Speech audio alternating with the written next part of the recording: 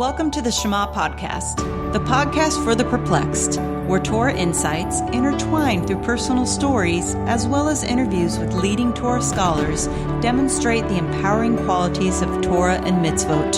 For more great Torah learning through Torch, the Torah Outreach Center of Houston, go to torchweb.org. Now to the show. Welcome back to the Shema Podcast. I have an amazing episode in store for you. It's a topic that I think is something worthy of exploration. But before I get there, let's hit the pause button on that. I want to share something with you. And I apologize in advance for taking up a little bit of time to do something that's a bit self-serving. I wanted to share with you something I learned about myself this morning, something that's not favorable. But I thought if I'm going to correct this, the best path would be to share it with others, to not hide from it. Because I know my Yetzer Hara is going to be working overtime for me to forget what I just learned about myself. And I figured if I openly share it with others, they'll make sure that I don't allow myself to hide from this truth. Let me explain. I have a morning routine that's been evolving over time. And I'll give myself some kudos that those early morning hours I have worked very hard at refining. And what I mean by that is when I wake up in the morning, and this may be universal, I know many people I've spoken to about this have shared the same thing. As soon as my neshama enters back into my body and my consciousness to this world is restored, my Yetzer Hara is just waiting there to start throwing negative ideas, negative thoughts, worries. It seems like there should be some sort of gentleman's agreement that I should be able to have a cup of coffee first before the enemy comes rushing in. But I guess that's why we are commanded to say the Modeh Ani first thing in the morning. The Almighty knows that that is what is going to occur. That is the task He gave the Yetzer Hara. And that is why He tells us first thing in the morning, say these words to yourself. Say these words to you, but they're from me, reminding you that your first thought should be about me. And the only reason I restored your soul to you is because I have challenges coming your way for that day. And I know that you will overcome them. And then we have so many prayers that we say after we go to the restroom, after we wash our hands. It's these instructions to guide our mind to be thinking of nothing but God when we first wake up in the morning. But then I go into my office, and my routine is, which changed a little bit recently. I discovered this area of the sitter, which you guys are probably aware of.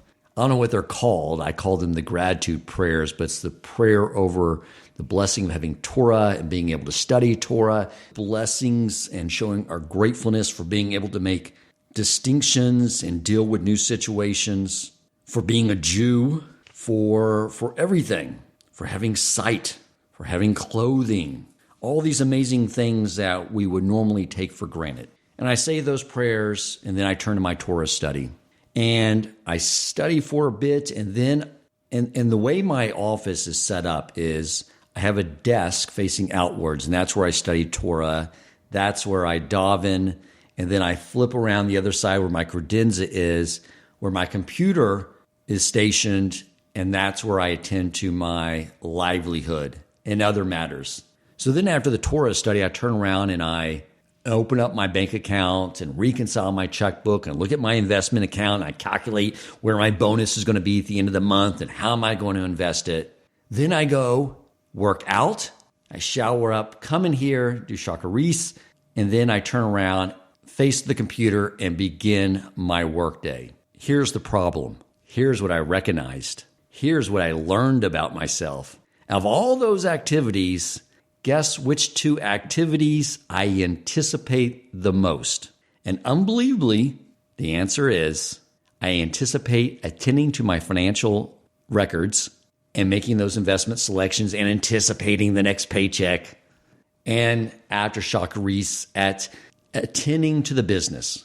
Now, it wasn't always this way. I used to be just so involved with my Torah study that it would anguish me to pull away from it and attend to work. And that went away. It went away when I moved to this community 4 months ago.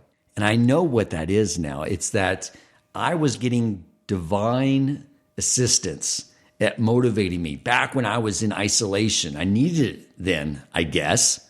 And now Hashem is saying, now you're in a community. Let's see how you can push ahead on your own. And guess what? I'm floundering. And what concerns me is that if in my current status, God decided that my opportunity to grow in this world was over, and he pulled me and brought me to his presence in front of the heavenly courts where all my thoughts, words, and actions were known to all, I would be so humiliated, so ashamed that what I anticipated the most was attending to matters of the financial sorts that really only God controls.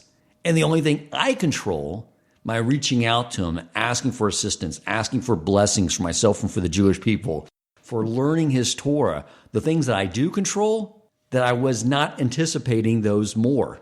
And so I thought to myself, maybe the way to make sure that my current status does not remain so, that I change and become someone that has their priorities in line, that maybe the thing to do would be to humiliate myself in front of you, to feel the shame that I'm feeling right now by admitting this to you, because I'd rather be embarrassed in this world than to be embarrassed in the spiritual realm when I can take no further actions to change who I am. So that was my self-serving diatribe. And I apologize for taking a moment out of your Torah learning for something that was purely of my own self-interest. But now I'm going to make it up to you. The other day I heard Rabbi Buscko giving a lecture on Hanukkah. And he started to discuss why women are not commanded to do time-bound mitzvot. And he started to delve into it a little more, but then he stopped himself. And he said, that's actually a lecture unto itself. I immediately paused the video playback and texted him and said, Rabbi Buscko, you're right, it is. Bring it to the Shema podcast. I want to share this with my audience. It's the whole idea of masculine and feminine. It's something I have talked about in my very early lectures that I recorded that I gave to my friends at a synagogue where they had gender-neutral sitters. And I explained to them that the reason God is referred to as he is not because it's sexist. God, of course, has no gender, and to think otherwise is heretical. But what masculine means is giving. And of course, God, who has everything, is always in a state of giving. And the Shekinah, which is the way I've been taught to understand it, the collective soul of the Jewish people, is in a state of receiving, feminine. That's why the Jewish people are referred to as God's bride at Mount Sinai.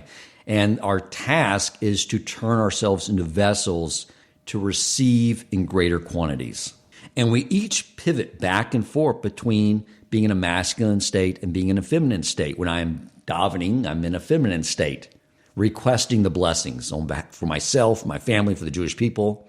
When a mother is providing and caring and giving to her children, she is in the masculine state, and her children, both boys and girls, are in the feminine state. This is a key construct of this world, this idea of masculinity and femininity, giving and receiving through giving.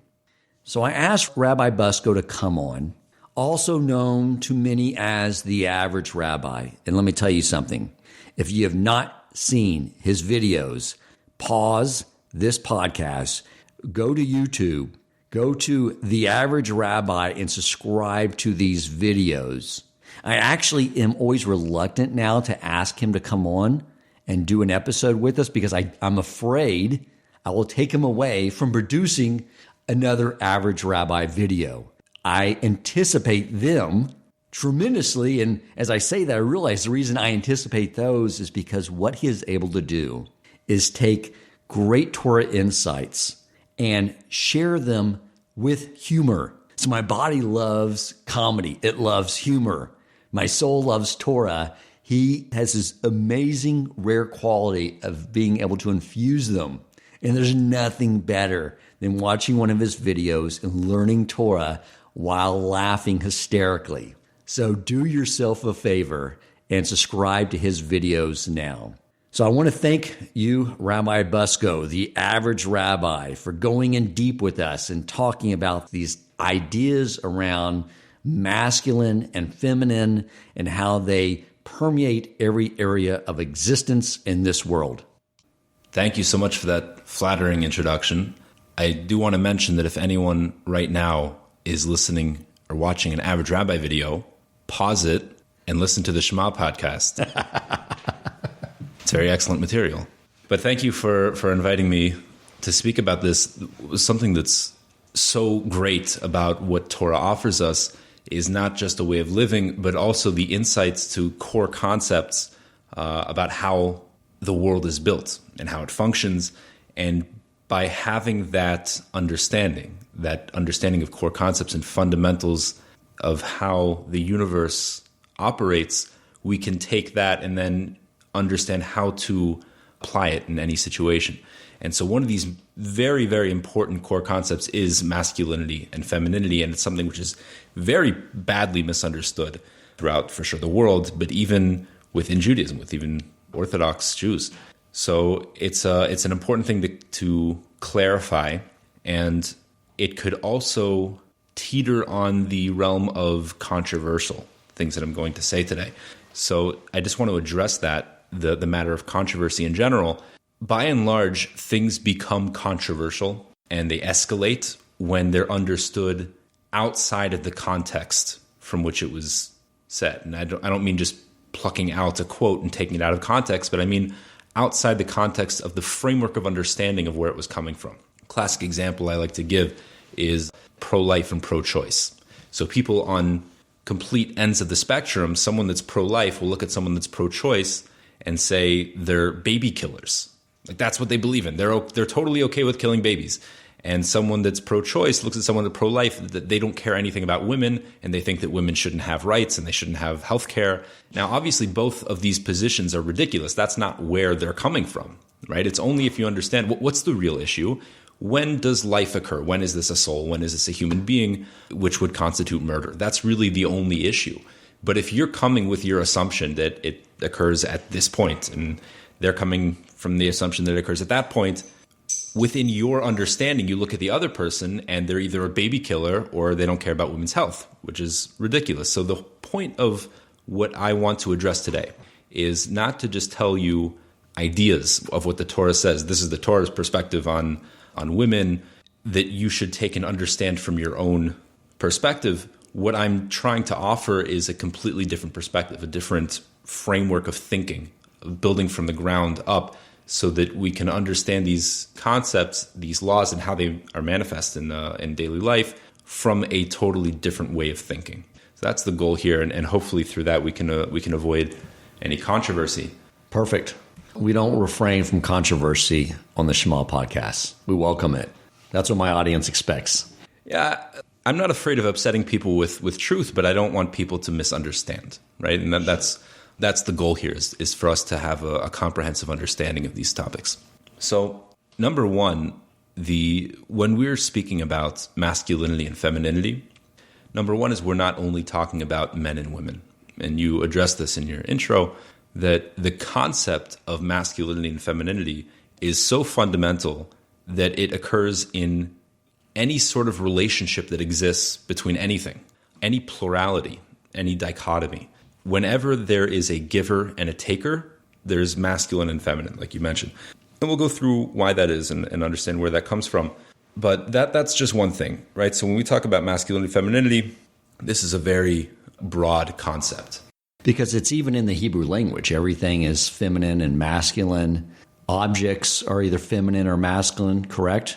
That is correct. And it's not only the Hebrew language. I mean, this occurs in many different languages around the world. and a lot of different cultures I might bring up later have very similar worldview to what we'll find is the Jewish perspective, which is interesting.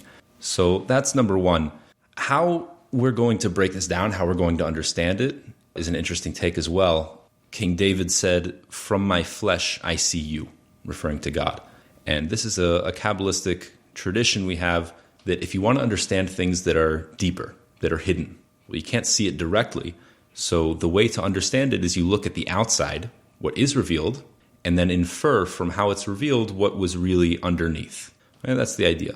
So man being a model of God's creation, King David said, "I can understand you, I can understand spirituality through an analysis of the human body, of my own flesh." So we start from the outer, and then we can intuit and infer the spiritual component within.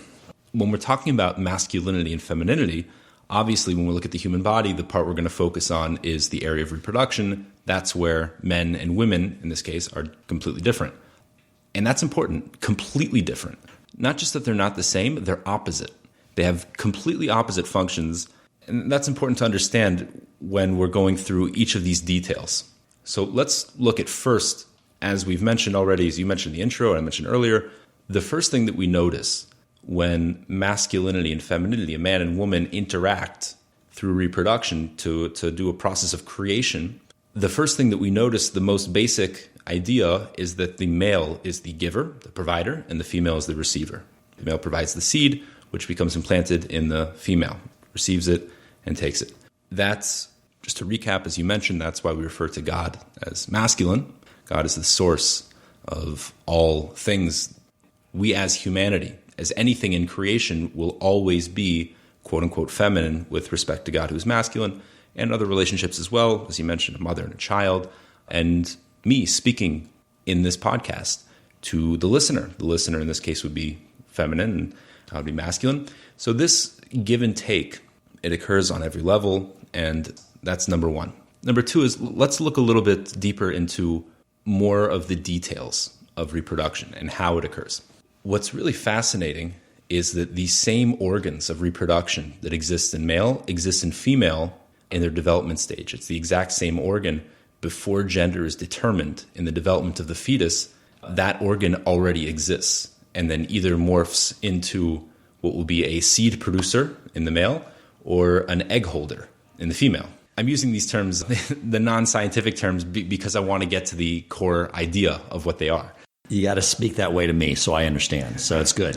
So the way male produces seed is fascinating because it's completely opposite from what the ovaries do, holding the eggs with a woman.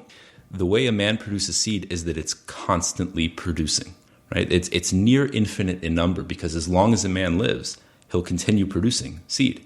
And not only that, but he produces seed in the average male to a staggering number of seeds in each day.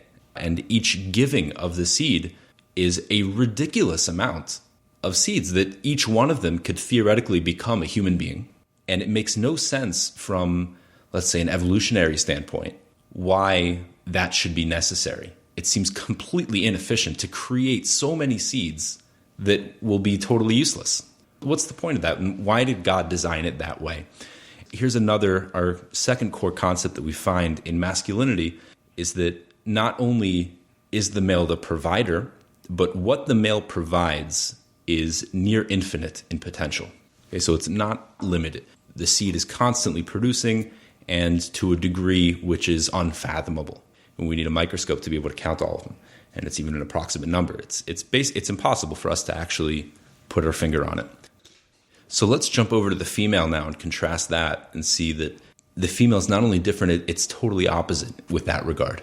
What's really fascinating, I mentioned with regard to the fetus, if you would be able to look into the ovaries of a female fetus in the womb, you will find you can count every single one of her eggs, that if she ovulates regularly for her entire life, she has every single one of them already before birth that she'll use.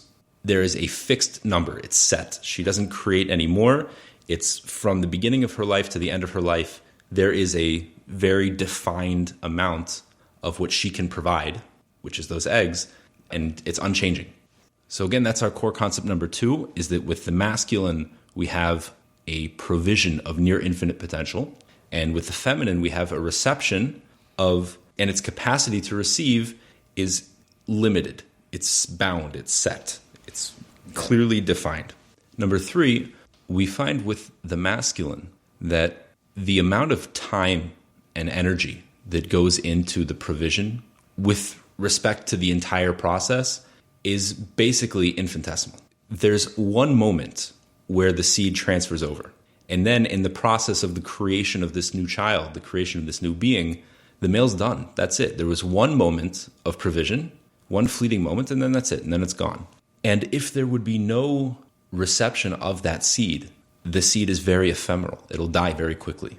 That's our third core concept that we find, is that the provision, which is near infinite potential, is just that. It's only potential. It has no existence in and of itself. It's a spark that needs fuel to be fanned into a flame, but it's just a spark. That spark could potentially create fires that could burn the world. It could be enormous. It could be a tremendous amount of energy, but without anything to pick it up, without anything to catch that spark onto, it's just a spark. It comes, it goes, it fades away instantly. As opposed to the female, which her role is very extended. She receives that seed and then begins a long, arduous process of developing that seed housed in the egg to draw it out and bring it into fruition. So we're seeing now the very opposite functions of the male and the female, and now we can identify what are the powers, the respective powers of the two. Each one has a strength and a weakness. The strength of the male is that it initiates and it has all of the substance to provide. The male initiates and carries all of the energy. Nothing exists without the male. It starts there. But its limitation is that it can't bring it to fruition. It's all meaningless. It's all worthless and insubstantial without a reception. And in the female, we see that the great strength of the female is that it can bring life into the world. It can bring energy, which was only potential, into manifestation and create that harmony. That's something that the male can't do. The limitation, of course, of the female, number one, is that it doesn't carry any of its own energy. It's only a vessel which takes external energy into it. So without male, it doesn't have anything to work with. That's number one. Number two is that it is the essence of limitation. That what it's receiving, what the female is receiving, is, again, near infinite potential of energy. And the female's job is, it can be looked at as very sad, because the female's job is to kill all of that extra potential, which every single one of those seeds could have been a life. And the female's job is to destroy all of the seeds, every single piece of that potential, and narrow it down to just one, to pick just one to bring it to fruition. It's very bittersweet, because on the one hand, all of this tremendous potential needs to die, but on the other hand, she brings life. So these are the respective powers of male and female. It's a Torah lesson and a biology lesson that I forgot from my youth. So this is fantastic. That's what I'm here for. It seems like this is the total analogy, like what King David said, to how God created the universe. I mean, he has infinite potential to give. Is that where you're going with this? And then we have this finite capacity to receive. Right. Exactly. Let's take that analogy even a little bit deeper. There is a piece of Talmud where one of the rabbis says, I see a verse in the prophets that says, B'ko Hashem tzur olamim. The standard translation of that is, for God created the world, formed the world. If we look into the Hebrew, we analyze the words, we see that there's something deeper happening. B'ko Hashem, we have two different names of Hashem here, Ka and Yud Ke Vav Ke. The Ka, the Yud and the He, he takes that and he says, with a Yud, B'ka Hashem, with a Yud and a He, Hashem formed olamim. Olamim in Hebrew means worlds. It doesn't just mean world. So this rabbi said, I see from this verse that Hashem took a Yud and a He, and he created two worlds, this world and the next world. But he said, I don't know which one is which. Which letter was used to create this world, and which letter was used to create the next world? So I see a verse in Genesis. It It's the first verse in chapter 2 of Genesis. Elu todos shamayim va'aretz behi baram. These are the products of the heaven and earth in their being created. Behi baram, in their being created. If you look in an actual Torah scroll, the letter He in Behi baram, in their being created, the letter He is written small. And so that's a hint that there's something happening here. So he said, I see from that verse that these are the outcomes of the heavens and earth, meaning this world that we have created here. Behi baram, with a He, baram, he created them. So I know from this other verse in the prophets that Hashem created two different worlds, this world and the next world, with a Yud and a He. Which one is which? I see from Genesis that he created this world with a He. That means that the world to come, Olam Haba, was created with a Yud. Great. What does that do for us? First of all, if you're at all familiar with Hebrew grammar, you might have intuited that the letter He is a feminine letter. In fact, to make a word feminine, you usually just put a He on the end. In fact, the word for man and the word for woman are very similar, and the only letters they don't share in common are the Yud and the He. The word for man is Ish, Aleph Yud Shin, and Isha is a woman, Aleph Shin He. So there's a Yud that the man has and a He that the woman has. It's hard for us listening on the podcast, if you don't know what these letters look like, try to do a Google search, look what the letters look like. I'll try to do my best to describe it. If you look at a letter Yud, the letter Yud is really just a small dot right at the top of the line. It doesn't get brought down. When a scribe is writing letters in a Torah scroll, you always start at the top and you bring it down. It's reminiscent of energy, which begins in the heavens, begins at the top and gets brought down to this world. The letter He doesn't get brought down. It's the only letter which just stays there at the top. And that's reminiscent that the letter He is just spiritual potential. It doesn't get brought down at all. It just hangs up there in the heavens. Whereas the He is a combination, fascinating, of two letters. One is the letter Daled, which is the letter just before it, which spans across the top and then comes down at the bottom. So that's reminiscent. Also, the letter Daled is the number 4. This resembles the 4 corners of the earth, the 4 directions, meaning space. And tucked down in the corner inside the Daled is a little upside down Yud. And so what we have formed with the letter He is a Yud, which is contained within the space of Daled. And what this means is that it's the concept of having spiritual potential, which is now contained and pumped through a vessel, contained within a context. That's the letter He. And this is what the essence of femininity is. It's not a coincidence that the man, Ish, has the letter Yud, Isha has the letter He. Masculinity, as we mentioned before, is spiritual potential, and femininity is not just the receiving of that, but it's the receiving and then bringing it to fruition, housing that spiritual potential and giving it life, having it exist here.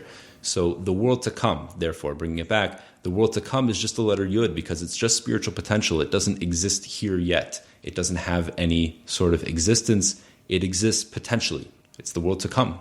Whereas this world, which we see divine presence, which is manifest in it, we have spirituality. This is brought down into a context, into a construct that was created with the letter He.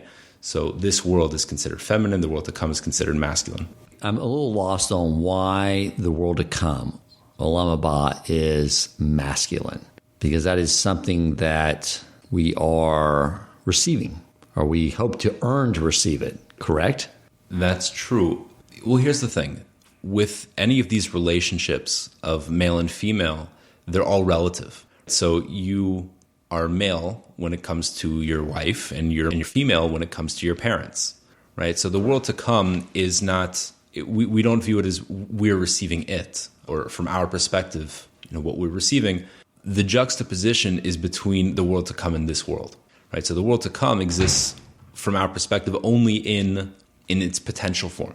The world to come exists only in potential. It's all potential energy which hasn't come to fruition yet. And so that is the concept of masculinity is energy, pure potential, which doesn't have any sort of way of coming to form. Got it.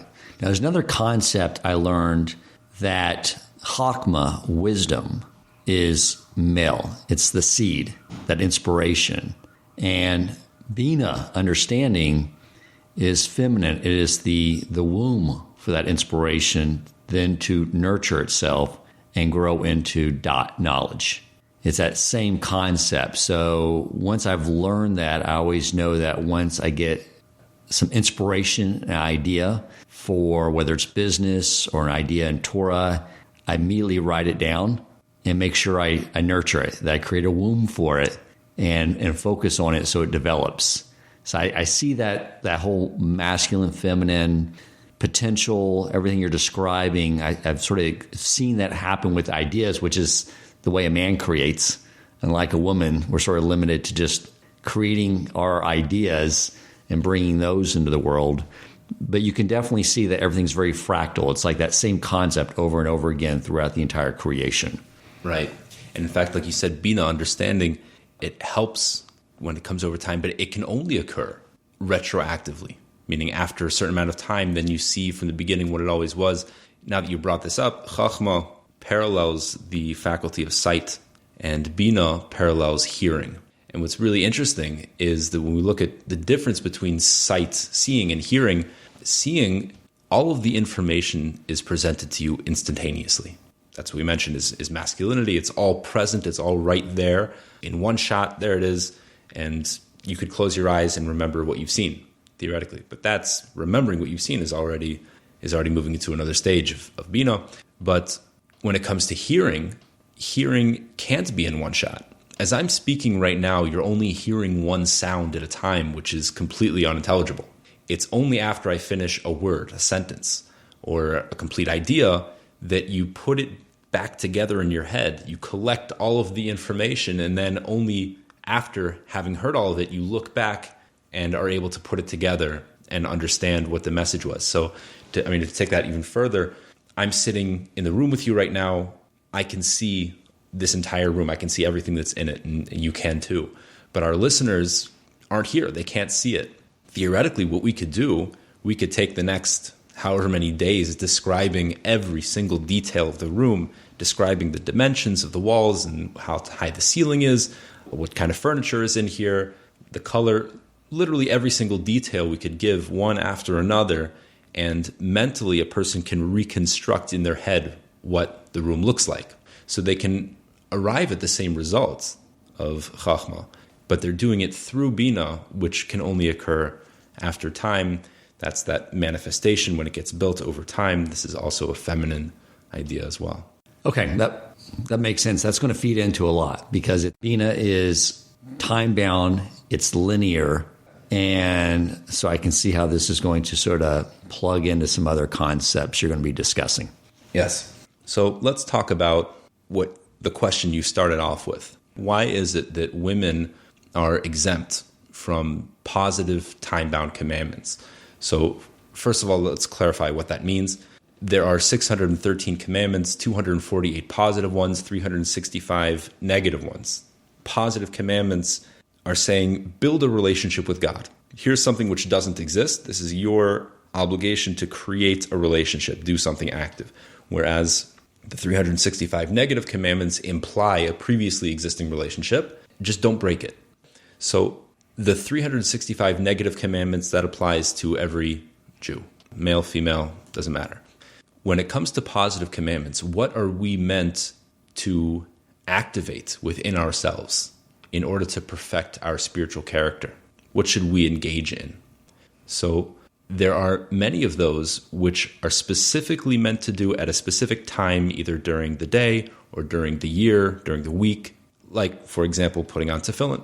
Putting on tefillin, we derive from the Gemara, from the Talmud, that it is meant only during the day.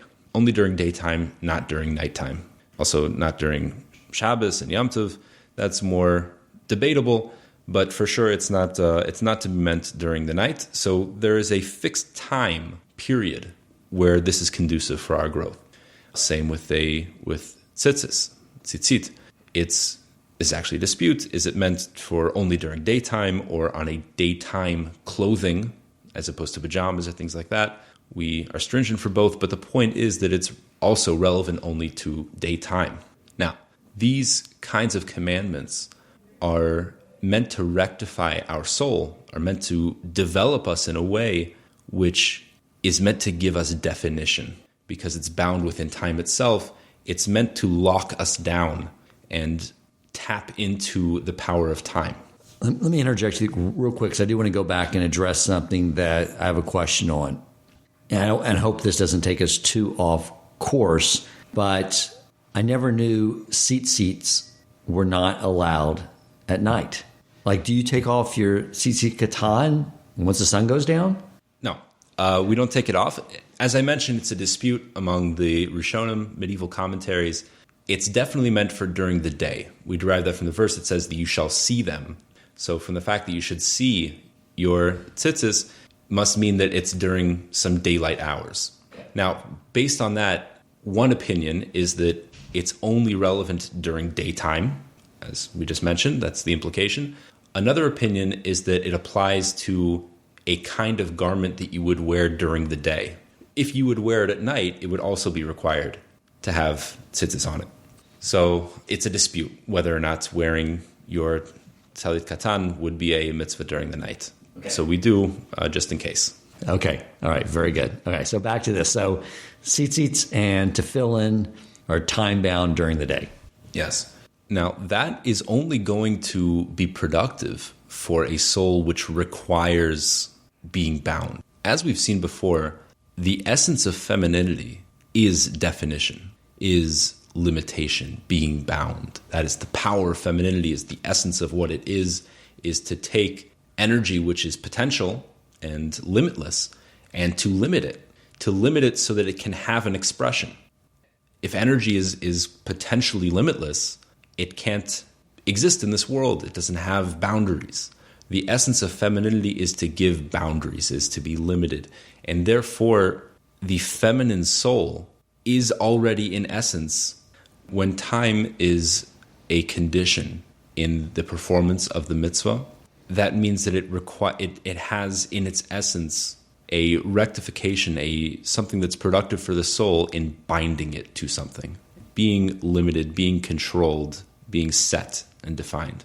That's productive for masculinity because it provides an expression for masculinity. It does something helpful that it doesn't already have. Whereas the feminine soul is already in its essence something which is clearly defined and set and limited, as we mentioned. So there's no prohibition for a woman to perform one of these commandments, like tzitzit, for example, but it would be meaningless. It wouldn't provide any sort of productive change within a woman, within her soul. So let me state this, make sure I understand it.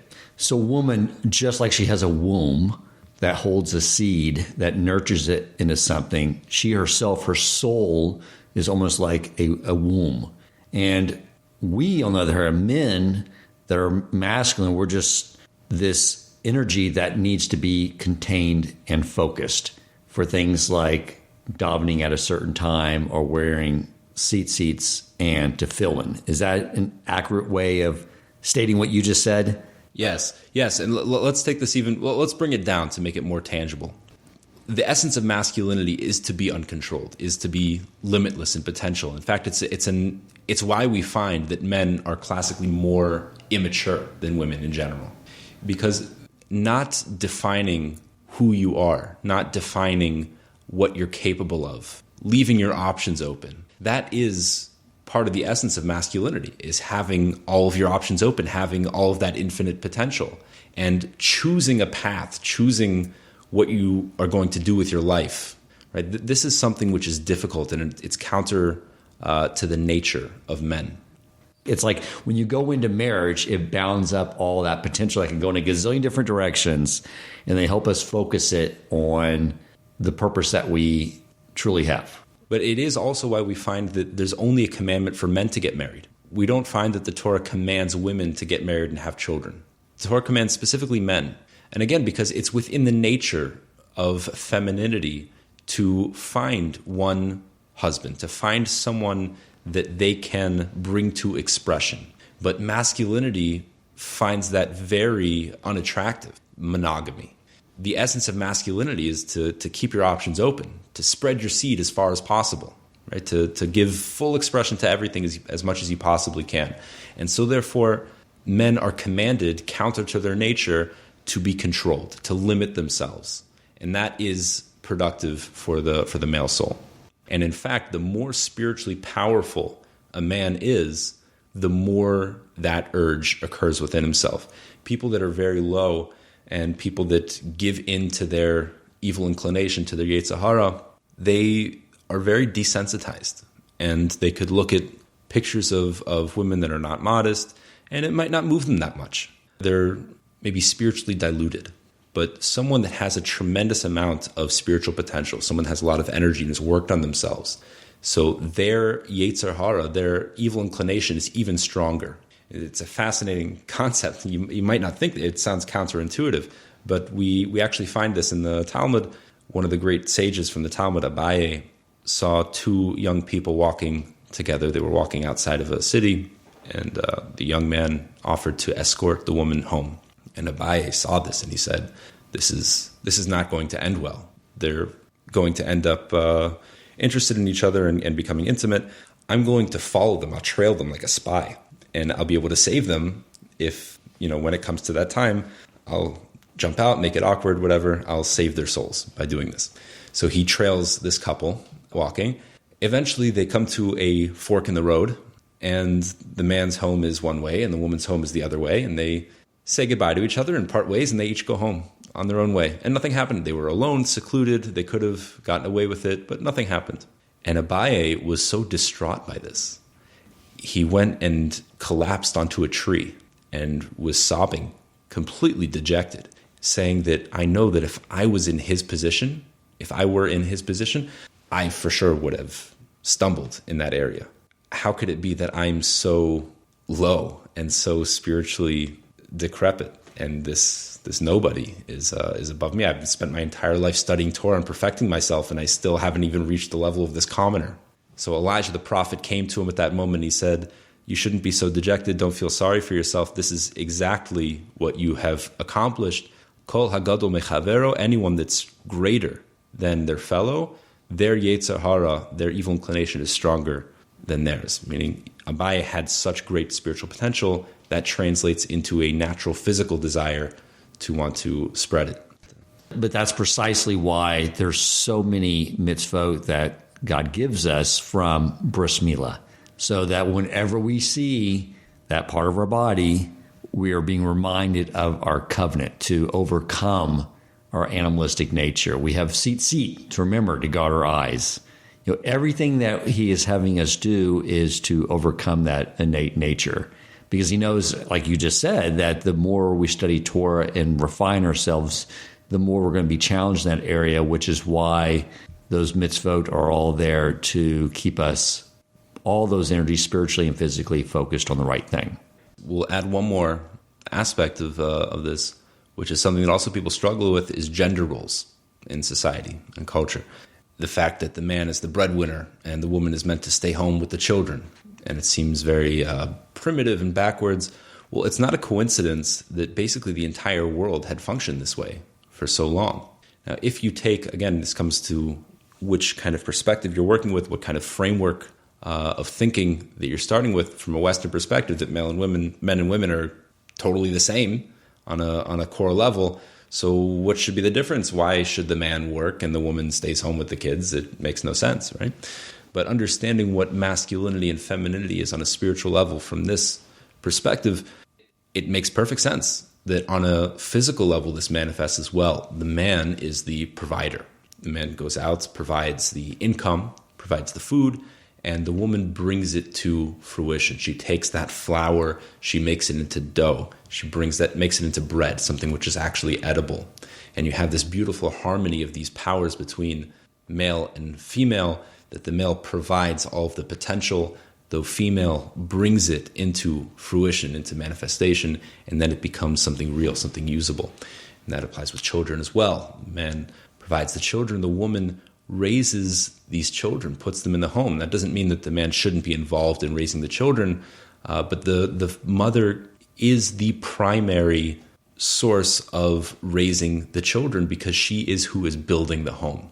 And this applies to Torah study as well.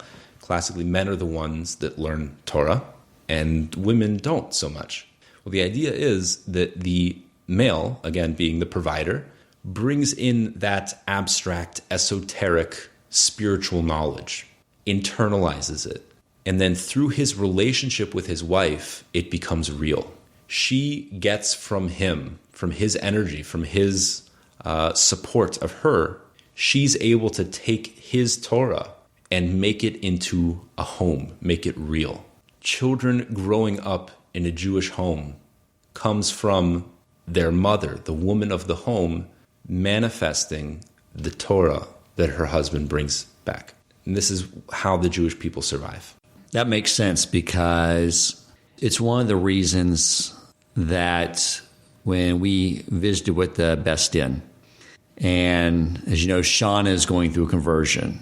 So we were both sitting in front of the Best Inn. The one they were really getting on and questioning and making sure they were doing everything right was me. And I stopped them and I said, what do I have to do with this? I'm already Jewish. Pick on her. No, I didn't say that. I said, find out everything amazing she's doing. She's the one that wants to go through the conversion. And what they explained to me was, yes, but you are the one that is going to be leading and helping bring the Torah in the home. And we want to make sure that you aren't going to be the weak link for her. We're not really worried about her. We're about you being the weak link and creating problems for her with her spiritual growth and Torah observance. Absolutely. You're the sun, she's the moon. So in fact, in the Hebrew language, the word for moon, levana, is feminine, and the word for the sun, shemesh, is masculine. And I alluded to this earlier, that there are other cultures as well. For a time when I was living in Israel, I was studying Chinese medicine and the philosophy behind it. There's a very prevalent concept that most people are familiar with, a very famous idea, yin and yang. And this dichotomy of yin and yang is yin is feminine, but in addition to feminine, it's also the concept of darkness and cold, death, winter, and the moon. And the yang is masculine, is life energy, fire, heat, the sun.